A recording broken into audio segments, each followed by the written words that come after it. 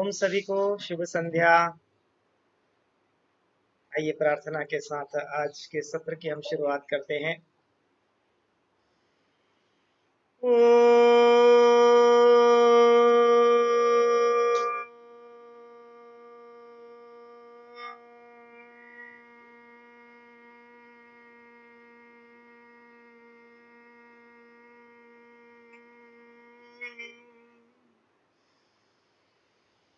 योगेन चित्तस्य पदेन वाचा मलं शरीरस्य च वैद्यकेन योपाकरोत्तं प्रवरं मुनीनां पतञ्जलिं प्राञ्जलिरानतोऽस्मिन् पतञ्जलिं प्राञ्जलिरानतोऽस्मिन्। संध्या काल की इस पावन बेला में पतंजलि योग सूत्र स्वाध्याय सत्र 19 में आज आप सभी का हृदय से स्वागत करते हैं। हमारा मुद्दा या हमारा जो तत्व चल रहा था वो था, हमने कल जो सूत्र देखा था, परिणाम ताप संस्कार दुखेर गुण वृत्ति विरोधाच सर्वगुण वृत्ति विरोधाच दुखमेव सर्व विवेकिनः। अर्थात जो बुद्धिमान व्यक्ति होता है उसके लिए सुख भी दुख का स्वरूप होता है। तो ये जो हमने कल सूत्र पढ़ा था, इसका गहन अर्थ आपने अगर कुछ चिंतन किया होगा तो हम पा सकते हैं कि उसमें महर्षि पतंजलि ने हमें वैराग्य के लिए प्रोन्नत किया है।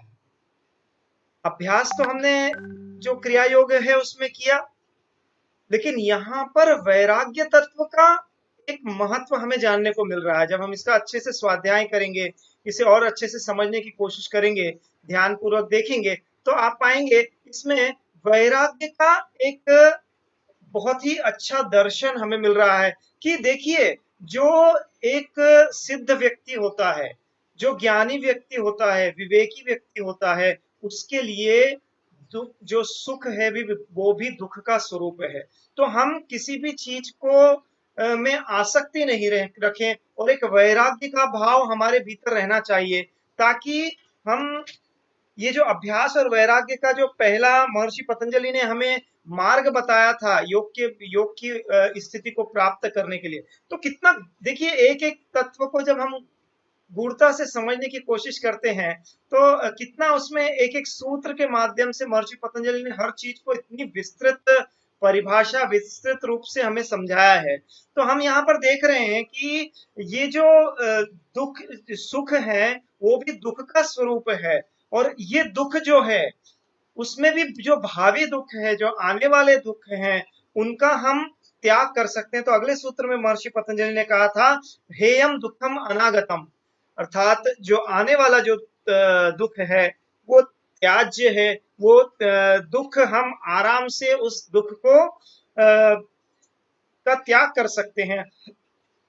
उस दुख के प्रति हम एक विरक्ति का भाव रख सकते हैं। उस दुख का आगमन ही नहीं हो, ऐसी व्यवस्था हम कर सकते हैं। जब हम एक वैराग्य वाली स्थिति में रहेंगे, इन चीजों से हमारा लगाव नहीं होगा, और विशेष तौर से जो क्लेश उत्पन्न करने वाली चीजें हैं उनसे हमारी विरक्ति बहुत आवश्यक है।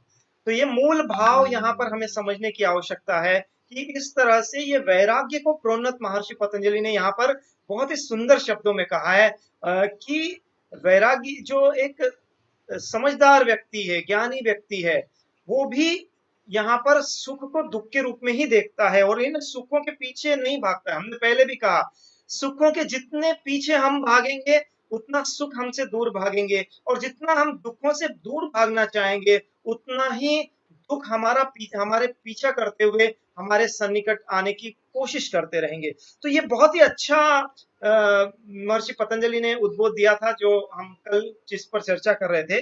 और साथ ही साथ यहाँ पर यह भी महत्वपूर्ण है कि हमने उस चीज को जान लिया है कि ये सारी दुख की जड़ें हैं, ये जो क्लेश हैं ये दुख की जड़ है, और इनका प्रभाव भी हमने देखा। ये सारी चीजें दुख देने वाली हैं, लेकिन फिर भी हम इनसे मुक्त नहीं हो पाते हैं। हमें ज्ञान है, हमें मालूम है वो चीजें, क्यों? क्योंकि हमने उसको अपने भीतर आत्मसात नहीं किया इन चीजों को। तो ये चीजों को हमें मात्र जानना जरूरी नहीं है, बल्कि हमारे व्यवहार, वाणी, आचरण में इन्हें उतारना बहुत आवश्यक है कि हम इनसे विरक्ति रखें, इन चीजों के प्रति लगाव न रखते हुए अपने जीवन में जिए, क्योंकि ये सारी चीजें दुख का कारण है। हेयम दुखम अनागतम, ये इस दुख को हम आसानी से त्याज्य बना सकते हैं। जो भावी दुख है, आने वाला जो दुख है, क्योंकि जो बीत गया दुख उसके प्रति तो हम कुछ कर नहीं सकते हैं। जो वर्तमान में दुख भोग रहे हैं उसमें हमारे भावों के साथ, जागृति के साथ हम उस दुख को भूल सकते हैं, और जो भविष्य में दुख आने वाला है उसको भी हम परिवर्तित कर सकते हैं। फिर महर्षि पतंजलि अगले सूत्र में कह रहे हैं, 17वें सूत्र में वो कह रहे हैं, दृष्ट दृश्यो संयोगो हेय हेतु। तो ये दुख का कारण क्या है? तो महर्षि पतंजलि कहते हैं, दृष्ट और दृश्य दोनों का जो संयोग हो रहा है, दोनों एक दूसरे से जुड़े हुए हमें जो महसूस हो रहे हैं, वो दुख का कारण बन रहे हैं। हम ये भेद नहीं कर पा रहे हैं कि हमारा शुद्ध चेतन स्वरूप क्या है और ये प्रकृति क्या है या ये दृश्य क्या है, इनमें भेद नहीं कर पा रहे हैं। तो अब हमारे लिए आवश्यक हो जाता है कि हम ये दृष्ट और दृश्य दोनों में भेद करने के लिए जो आवश्यक ज्ञान है उसको समझने की कोशिश कर ले। तो ये हमें समझना है कि आखिर इनमें अंतर क्या है, ये चीज है क्या, तो इसे हमें समझना है यहाँ पर। अब तो दृष्ट क्या है, दृष्टा क्या है और दृश्य क्या है, ये तो हम देखते हैं। दृष्टा क्या है, हमारा शुद्ध चेतन स्वरूप, और दृश्य क्या है, ये प्रकृति में निहित सारी चीजें, ये सारी जो है वो दृश्य, ये हम बृहत स्वरूप में कह रहे हैं। अब महर्षि पतंजलि आगे जाके इसका जो है इसकी विवेचना करते हैं, और 18वें सूत्र में, अगले सूत्र में वो कहते हैं, प्रकाश क्रिया स्थितिशीलम भूतेन्द्रियात्मकम भोगापवर्गथम भोगापवर्गार्थम दृश्यम। थोड़ा सा हम उसको संधि विच्छेद करते हुए छोटे छोटे शब्दों के अर्थ के रूप में देखने की कोशिश करेंगे। प्रकाश क्रिया स्थितिशीलम भूतेन्द्रियात्मकम भोगापवर्गार्थम दृश्यम।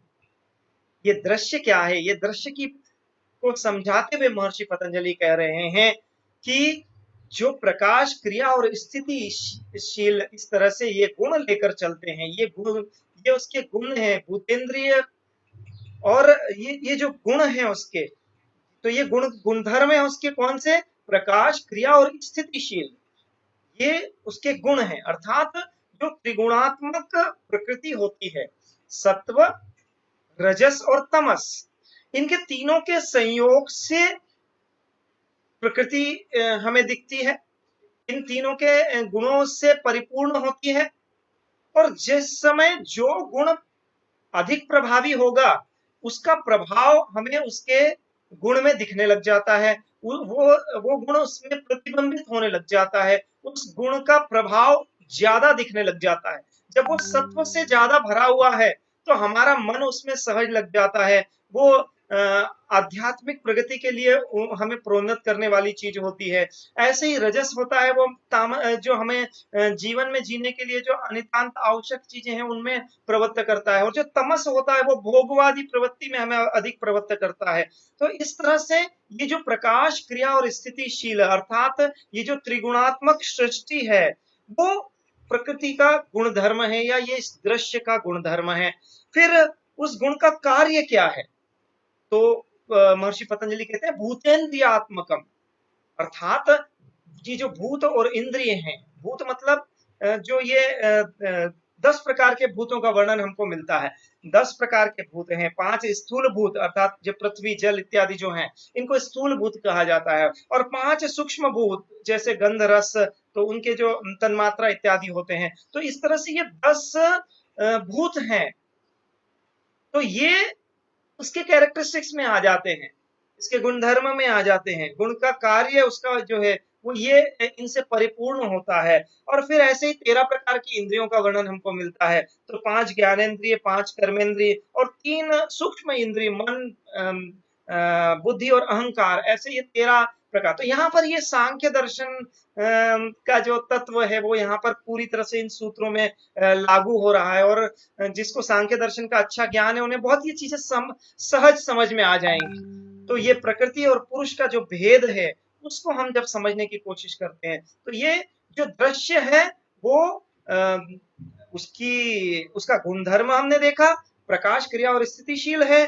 फिर उसके गुण का कार्य क्या है, तो वो ये भूतेंद्रिय, भूत और इंद्रिय जो तत्व हैं वो उसके साथ जुड़े हुए होते हैं।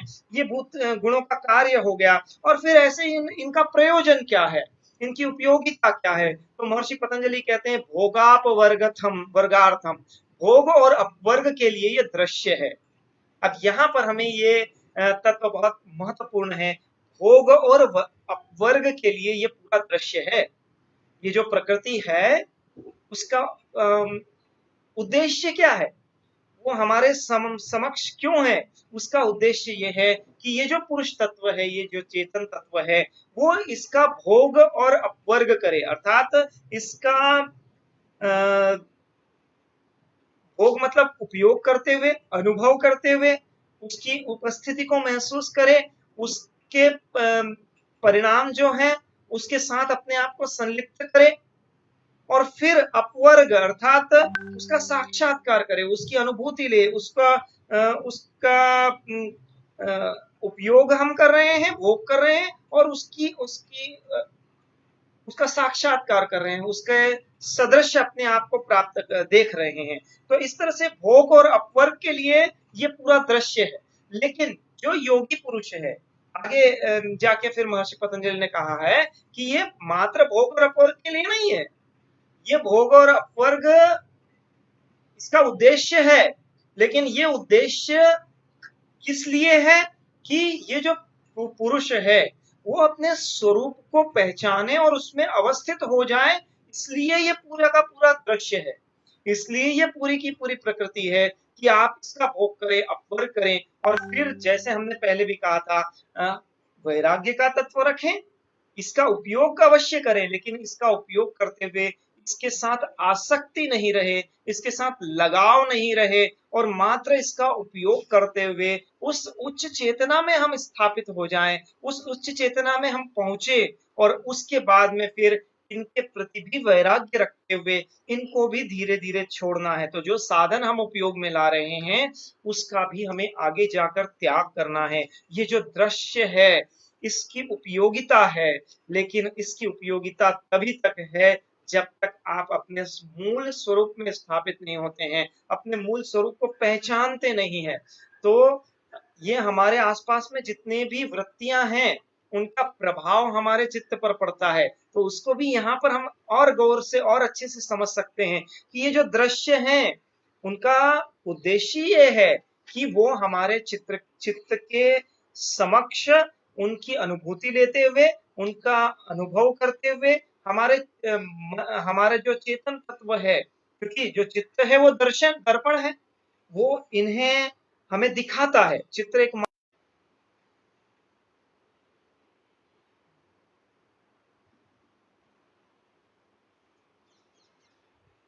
थोड़ा नेटवर्क का इश्यू था, तो आइए फिर से हम अपने तत्व की ओर बढ़ते हैं।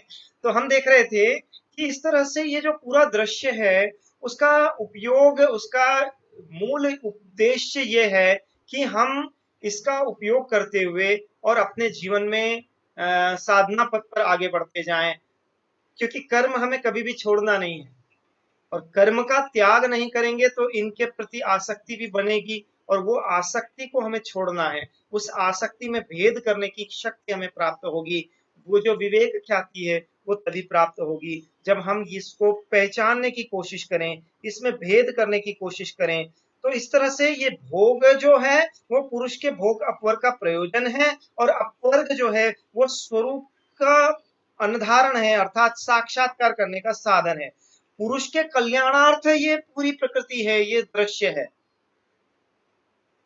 तो हम ये जो समझने की कोशिश कर रहे हैं कि ये पूरा जो प्रयोजन है दृश्य का, वो पुरुष के कल्याण के लिए है। कल्याण अर्थात उसके मुक्ति के लिए है, उसके जागृति के लिए, उसके वो मूल स्वरूप में स्थापित होने के लिए, तदादृष्टु स्वरूप अवस्थानम, मूल स्वरूप में स्थापित होने के लिए, मूल स्वरूप को पहचानने के लिए ये पूरे दृश्य की जो संकल्पना है, दृश्य जो हमारे सम्मुख है, उसका उद्देश्य ये है।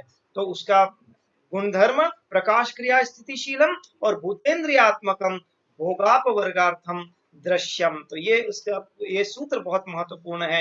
ये पूरा दृश्य के बारे में हमें बताता है और ये तत्व हमें समझना है कि ये इसका मूल उद्देश्य है, वो हमारे भोग के लिए है, अपवर्ग के लिए है, और इसको उपयोग करते हुए हमें अपनी साधना को निरंतरता के साथ जारी रखना है और ऐसे अंतिम चरण तक पहुंचना है, ऐसे चरण तक पहुंचना है जब हम मूल रूप से ये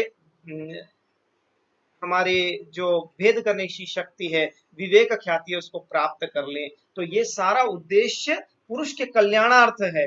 क्योंकि जैसे हम देखते हैं कि एक युद्ध होता है तो उसमें लड़ता तो सैनिक है, तो ऐसे ही हमारे यहाँ पर हम हमारी इंद्रियां, हमारे जो भूत है या हमारा जो चित्त है, वो इन सब चीजों का दर्शनार्थ बनता है, दर्शक बनता है और उस चीज को समझने की कोशिश करता है। लेकिन मूल विजय किसकी है? तो वो पुरुष तत्व की है, जो चेतन तत्व है उसकी है। तो राजा अवश्य जीतता है लेकिन सैनिक लड़ता है। तो वैसे ही यहाँ पर दृश्य के माध्यम से हम ये जंग लड़ रहे हैं और उस जंग में अगर हम जीतते हैं तो हमारा पुरुष चेतन तत्व जीतता है और अगर हारते हैं तो भी हमारा पुरुष चेतन तत्व हारता है और हम इन वृत्तियों के समकक्ष अपने आप को पाते हैं और वृत्तियों के भीतर उलझ जाते हैं। तो उसमें हमको उलझना नहीं है और ऐसे इनके प्रभाव से हमें मुक्त होते हुए आगे बढ़ना है। फिर अगले सूत्र में महर्षि पतंजलि कह रहे हैं विशेषा विशेष लिंग मात्र लिंगानी गुण परवाणी। अर्थात ये जो दृश्य है इसके कैरेक्टरिस्टिक्स के बारे में और डीपली महर्षि पतंजलि बताते हैं और विस्तार के साथ बता रहे हैं। वो कहते हैं इसके 4 भेद हैं, इसके जो 4 अवस्थाएं हैं, गुणों की अवस्थाएं हैं, जो दृश्य है उसके 4 गुणों की अवस्थाएं हैं, विशेष, अविशेष, लिंग और अलिंग। तो लिंग मात्र और अलिंग मात्र, इस तरह से ये 4 भेद हम समझ सकते हैं इनके गुणों के अवस्थाओं के। तो जैसा हमारा सत्व रजस और तमस होगा उसके अनुरूप इस ये पूरे दृश्य की गुण की स्थिति होगी। तो जो विशेष है, तो इसको थोड़ा सा हम समझने की कोशिश करते हैं। वैसे तो हम बहुत ज्यादा इसमें डीपली नहीं जाए तो भी चलेगा, क्योंकि हम मोर ऑफ प्रैक्टिकल पक्ष से हम ज्यादा संबंध रखना चाहते हैं, प्रैक्टिकल पक्ष को ज्यादा समझना चाहते हैं। लेकिन ये मूलभूत अवधारणा है, ये कॉन्सेप्ट अगर हमको समझ गया तो हम योग को और भलीभांति अपने दिनचर्या में इंप्लीमेंट कर पाएंगे। जो हमें आसक्ति हो जाती है, जो लगाव हो जाता है, तो इन तत्वों को हमें पहचानना जरूरी है। तो यहाँ पर कह रहे हैं विशेष, अविशेष, लिंग मात्र और अलिंग, ऐसे ये 4 इसके गुण स्वरूप हैं जिनके माध्यम से हम इन गुणों की स्थिति या अवस्थाएं हम देखते हैं। तो अब थोड़ा सा इनको समझने की कोशिश करते हैं। तो विशेष क्या है? तो विशेष में 16 चीजें आ जाती है। तो ये दृश्य जो है उसके गुण हम देख रहे हैं, गुण की अवस्था देख रहे हैं। तो जो विशेष स्थिति होती है उसमें 16 तत्व माने जाते हैं, जो 16 चीजों का इसके ऊपर प्रभाव रहता है। 5 महाभूत, पंच महाभूत, आकाश, वायु इत्यादि, 5 ज्ञानेन्द्रिय, 5 कर्मेंद्रिय और 1 मन, ऐसे 16 तत्वों को मिलाकर विशेष गुण जो होते हैं वो होते हैं। ऐसे ही अविशेष गुण होते हैं। तो अविशेष गुण जो है वो 6 तन्मात्र, 6 चीजें होती है उसमें। तो उसमें 5 तन्मात्रा और 1 अहंकार, ऐसे 6 चीजों को मिलाकर अविशेष कहा गया। अब इनको विशेष और अविशेष क्यों कहा गया है? विशेष इसलिए क्योंकि ये इनके गुण हैं जो वो विशेष हैं, जो पहचान में आते हैं, जो दिखते हैं हमें, ऐसे गुणों से ये अभिभूत हैं, ऐसे गुणों से ये जुड़े हुए हैं। जैसे शांत, घोर, मूढ़, रूप, ये सब इनके विशेष धर्म है। ये जो हमने 16 तत्व देखे, इनके माध्यम से जो दृश्य है उसके जो 16 विशेष गुण हैं जो दिखते हैं हमें, साक्षात जिनका दर्शन होता है, हम उन्हें पहचान सकते हैं, ऐसे विशेष गुण होते हैं। ऐसे ही 6 जो है वो अविशेष गुण हैं, 5 तन्मात्रा और एक अहंकार, जो हमें साधारण रूप में दिखता नहीं है, अदृश्य रूप में रहता है। इसके जो गुण धर्म है उसमें शांत, घोर और मूढ़ रूप विशेष धर्म नहीं रहते हैं इसमें, इसलिए इनको अविशेष कहा जाता है। ऐसे ही फिर लिंग मात्र आता है। लिंग मात्र मूल रूप से उसको जो महतत्व है उसको लिंग कहते हैं। तो ये जो प्रकृति जब अपने रूप में परिवर्तित होती है तो वो पहले अलिंग रूप में रहती है, अर्थात जो अलिंग अर्थात ये हो गया कि जो समावस्था है, बैलेंस स्थिति है त्रिगुणों की या प्रकृति की, तो एक बैलेंस स्थिति से उसका प्रसव की प्रक्रिया चालू होती है, उसके निरूपण की प्रक्रिया चालू होती है, वो दिखना हमें चालू होती है, व्यक्त रूप में परिवर्तित होने लग जाती है। तो ऐसे ये जो अलिंग स्थिति है उससे वो लिंगिक रूप में जाती है। लिंग में उसके 6 गुण, उसमें महतत्व आता है, उसका जो मूल सार वाली स्थिति है, प्रथम परिणाम है, वो हमें उसमें दिखने लग जाता है। और उसके बाद में फिर वो अविशेष स्थिति में 5 तन्मात्रा और एक अहंकार वाली स्थिति में आती है, और फिर जो है उसके विशेष गुण हमें दिखने लग जाते हैं। तो इस तरह से ये अव्यक्त से या अलिंग से लेकर विशेष तक जब उसका निरूपण होता है, और जब वो लीन होती है, जो प्रकृति लय या हमने प्रतिप्रसव की जो प्रक्रिया देखी थी, तो उसमें विशेष से अविशेष, अविशेष से अलिंग, और अलिंग से लिंग, और लिंग मात्र, और फिर लिंग मात्र से अलिंग वाली स्थिति में उसकी यात्रा शुरू होती है। तो ये हमारे लिए धीरे धीरे उसके जो गुण हैं वो गौण होने लग जाते हैं, और फिर ये जो दृश्य है वो हमारे लिए शून्य वाली स्थिति में पहुंचने लग जाते हैं, अर्थात हम इन दृश्यों से अपरिवर्तित रहने लग जाते हैं, इनका प्रभाव वृत्ति के स्वरूप में हमारे चित्त पर नहीं पड़ता है, और धीरे धीरे हम ऐसी स्थिति में पहुंच जाते हैं कि ये जो गुणों की एक साम्य अवस्था में पहुंच जाते हैं। जैसे हम बांस देखते हैं, तो बांस का जो निचला हिस्सा है वो तो विभक्त रहता है, अलग अलग हिस्सों में बटा हुआ रहता है। ऊपर जैसे जैसे वो पतला होता जाता है तो वो अविभक्त वाली स्थिति में, उसके मूल स्वरूप में या लिंग स्वरूप में वो पहुंच जाता है। तो इसी तरह से ये जो तत्व है उनका भी हम इसी तरह से विरूपण देख सकते हैं, उसको अलग अलग तीनों के गुणों के परिणाम की अवस्था विशेष जो होती है। तो ऐसे स्थूल से सूक्ष्म, सूक्ष्म से सूक्ष्मतर, और फिर सूक्ष्मतम वाली स्थिति तक ये जो यात्रा है, और फिर जब तो ये स्थूल, फिर सूक्ष्म, फिर सूक्ष्मतर और सूक्ष्मतम वाली स्थिति में हमें इस तरह से ये प्रतिप्रसव वाली जो गति है, प्रतिप्रसव वाली जो दिशा है, उस दिशा में बढ़ते हुए इन दृश्यों को अच्छे से पहचानना है। और जब इन दृश्यों को हम पहचान लेंगे, तो ये उनके विशेष गुण हो गए। इन गुण के माध्यम से हम इनको सहज पहचान सकते हैं, इनकी व्याख्या के जरिए हम इनका ज्ञान ले सकते हैं और फिर इनको अपने जीवन में उतार सकते हैं। और इन विशेषों का कोई तत्वांतर नहीं होता, इनमें केवल ये धर्म, लक्षण और अवस्था परिणाम होते हैं, रहते हैं, और इनका फिर हमें इन्हें सूक्ष्म रूप में परिवर्तित करते जाना है। तो ये दृश्य का एक हमने तत्व समझने की कोशिश की, आखिर ये दृश्य होता क्या है, किस प्रकार होता है, इसके गुण क्या क्या होते हैं, ये हमने कहा अभी इन सूत्रों में 19वें सूत्र तक ये समझने का प्रयास किया। अब 20वें सूत्र में हम बढ़ते हैं। अगले सूत्र में वो कहता है, दृष्टा दृशिमात्र शुद्धोपि प्रत्यानुपश्य। दृष्टा दृशिमात्र शुद्धोपि प्रत्यानुपश्य, अर्थात ये जो दृष्टा है उस वो कैसा होता है। अभी हमने दृश्य देखा, अब ये दृष्टा के बारे में हम समझने की कोशिश करते हैं। तो ये जो दृष्टा है अर्थात हमारा मूल चेतन स्वरूप है, वो शक्ति मात्र है, वो निर्विकार है, वो मात्र इस चित्त के माध्यम से इस दृश्य को देखता है।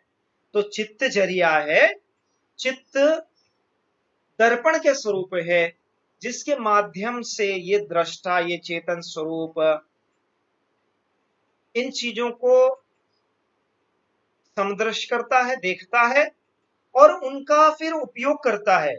तो एक तरह से आप कह सकते हैं कि चित्त के का रिफ्लेक्शन दृष्टा के ऊपर दिखने लग जाता है। हम इन चीजों को देख रहे हैं, ये चीजें हमें सुख दे रही हैं, दुख दे रही हैं, इनकी उपयोगिता हमारे लिए है, तो इसका माध्यम बना रहे हैं हम, इसका भोग कर रहे हैं। तो इसके टच में जब हम आ रहे हैं तो टच में अवश्य आ रहे हैं, इसको उपयोग अवश्य कर रहे हैं, लेकिन इससे अलिप्त भाव रखना है, ये बहुत महत्वपूर्ण है। तो दृष्टा जो है वो शुद्ध स्वरूप वाला है, शुद्धोपी निर्मल अर्थात निर्विकार वाला है, निर्विकार उसके गुण हैं, और चित्त की वृत्तियों को वो प्रत्यानुपश्य उन ये जो प्रत्यय है इनके माध्यम से वो जागरूक स्थिति में रह रहा है।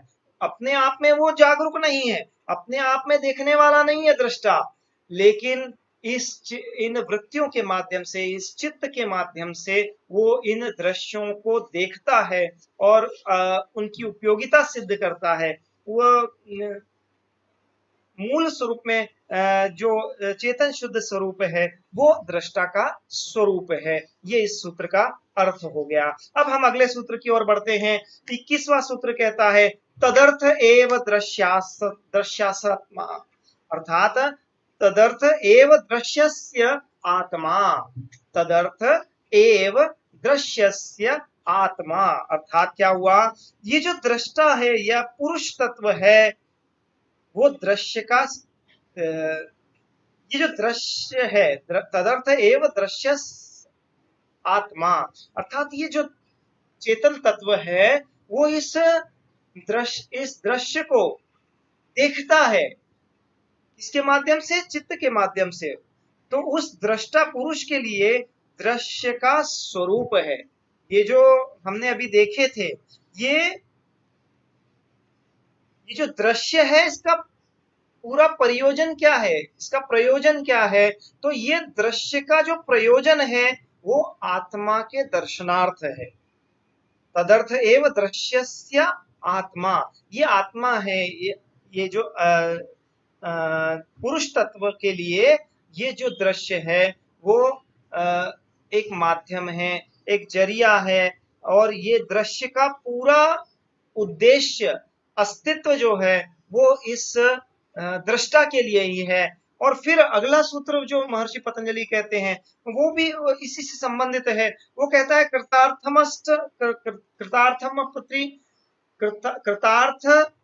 कृतार्थम प्रति नष्टमप्यनष्टम तदन्य साधारणत्वात्, अर्थात कृतार्थम प्रति नष्टमप्यनष्टम तदर्थ साधारणात्वात्, अर्थात जब ये दृष्टा इस दृश्य को देख रहा है तो जब उसमें वो विवेक ख्याति आ जाती है, वो डिस्क्रिमिनेटिव नॉलेज आ जाता है, भेद करने की शक्ति आ जाती है, तो वो इस दृश्य और दृष्टा और दृष्टि में अंतर समझ जाता है। तो जो दृष्टा है, जो इसका उपयोग कर रहा है, जिसको ये ज्ञान हो गया है, अनुभूति हो गई है, तो उसके लिए इस दृश्य का जो प्रयोजन है वो समाप्त हो जाता है। अर्थात मेरा जो चेतन तत्व है, जब उसको ये संज्ञान आ गया कि ये प्रकृति जो है, ये जो दृश्य है, ये मात्र मेरे निर्वाण के लिए थी, मेरी जागृति के लिए थी, मेरी अवेयरनेस के लिए थी, मेरे उस स्वरूप में अपने आप को स्थापित करने के लिए थी। तो जब उसको वो ज्ञान हो गया और के प्रति उसको वैराग्य आ गया, उसकी उपयोगिता उसके लिए खत्म हो गई, तो वो दृश्य इस चेतन तत्व के लिए तो उसका अस्तित्व खत्म हो गया। लेकिन यहाँ पर कह रहे हैं कि आगे कह रहे हैं तदन्य साधारणत्वात्, अर्थात जो साधारण व्यक्ति है, अर्थात जो दूसरे पुरुष तत्व हैं, जो अभी तक इस तत्व को पहचाने नहीं है, इस भेद को पहचाने नहीं है, उनके लिए प्रकृति अभी भी सदृश रहेगी, अर्थात उनके लिए वो उसका अस्तित्व अभी भी रहने वाला है। तो इस तरह से ये जो प्रकृति है वो पुरुष के लिए, जो पुरुष उस उच्च चेतना में पहुंच गया, उस उच्च चेतना में स्थापित हो गया, उसके लिए तो उसका अस्तित्व खत्म हो जाएगा। लेकिन वो चूंकि दूसरे पुरुषों के लिए भी है, मात्र वो शेयर कर रहा है, जैसे हम एक चीज को शेयर करते हैं और उसकी उपयोगिता आपके लिए खत्म हो गई, लेकिन जो दूसरा व्यक्ति है उसके लिए तो उसकी उपयोगिता अभी खत्म नहीं हुई है, तो उसके लिए उसका अस्तित्व है, आपके लिए उसका अस्तित्व खत्म हो गया। तो इस तरह से इस सूत्र का भी बहुत महत्व है। ये कहता है जब आप उस चेतन तत्व में स्थापित हो गए, आप के भीतर वो विवेक ख्याति प्राप्त हो गई, डिस्क्रिप्टिव नॉलेज आपको प्राप्त हो गया, तब आपके लिए इस प्रकृति का उद्देश्य पूरा हो गया। अब आप प्रकृति को भूल जाएंगे, अब आपके लिए कोई उसका महत्व नहीं रहेगा। लेकिन दूसरे जो विशेष जो पुरुष हैं, उनके लिए इसका अस्तित्व वैसा का वैसा ही रहेगा, जब तक कि उन्हें भी वो डिस्क्रिमिनेटिव नॉलेज प्राप्त नहीं हो जाता। और यही हमारे जीवन का उद्देश्य है। महर्षि पतंजलि कहते हैं कि इसीलिए जो हमने अभी पिछले सत्र में देखा था कि किस तरह से हमारा जो हमारे जो ये संग्रह हो रहे हैं, सारे संस्कार संग्रह हो रहे हैं, वो सारे हमें हमारे जीवन को निर्धारित कर रहे हैं। जो हमारा कर्माशय है उसके अनुरूप हम जीवन जी रहे हैं, और उसके अनुरूप ही हम इस सृष्टि चक्र में सहभागिता हमारी है। और जब हमारे कर्माशय निवृत्त हो जाएंगे, खाली हो जाएंगे, और हम विदेह वाली स्थिति में पहुंच जाएंगे, तब फिर इन चीजों से हमें कोई लगाव नहीं रहेगा, कोई इनका महत्व नहीं रह जाएगा, कोई चीज शेष नहीं रह जाएगी, और इस प्रकृति का आपके लिए जो अस्तित्व है वो गौण हो जाएगा, उसकी आवश्यकता समाप्त हो जाएगी। तो आशा करता हूं ये तत्व प्रकृति और पुरुष या दृश्य और ये जो दृष्टा का जो एक भेद है वो आपको समझ में अवश्य आया हुआ होगा। तो आपके विचारों में अगर कोई भिन्नता है, आपको अगर और कुछ इस बारे में कहना है, तो अवश्य आप कमेंट बॉक्स में कीजिए, और कमेंट्स के माध्यम से हम एक दूसरे के साथ अपने नॉलेज को शेयर करें, ज्ञान को शेयर करें, तभी इस ज्ञान की अभिवृद्धि भी होती है, एक दूसरे से हमें सीखने को मिलता है। तो हम तो मात्र एक पथक हैं, एक राह ढूंढने वाले व्यक्ति हैं।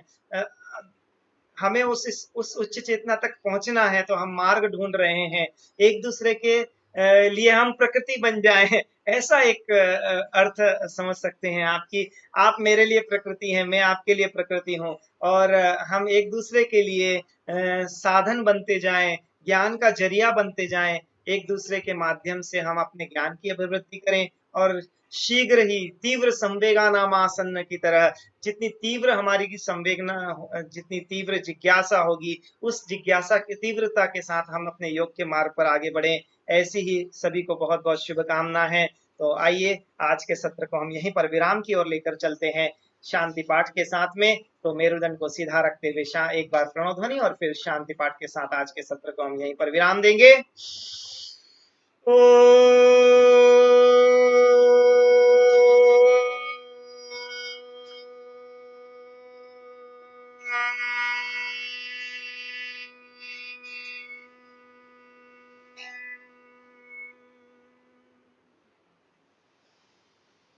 ओम द्यौ शांति अंतरिक्षं शांति पृथिवी शांतिरापः शांतिरोषधयः शांतिः वनस्पतयः शांति विश्वे देवः शांतिः ब्रह्म शांतिः सर्वं शांतिः शांतिरेव शांति सामा शांतिरेधि। ओम शांति। शांति शांति शांति ही। बहुत बहुत धन्यवाद। इस तरह से आज के इस सत्र में आप लोग सब बहुत तन्मयता के साथ जुड़े। आशा करता हूं आपको स्पष्टता आई होगी अपनी विचारों में, अपनी सोच में। इस चिंतन को हम जारी रखें और कल के सत्र में फिर हम जुड़ेंगे। बहुत बहुत धन्यवाद। ओम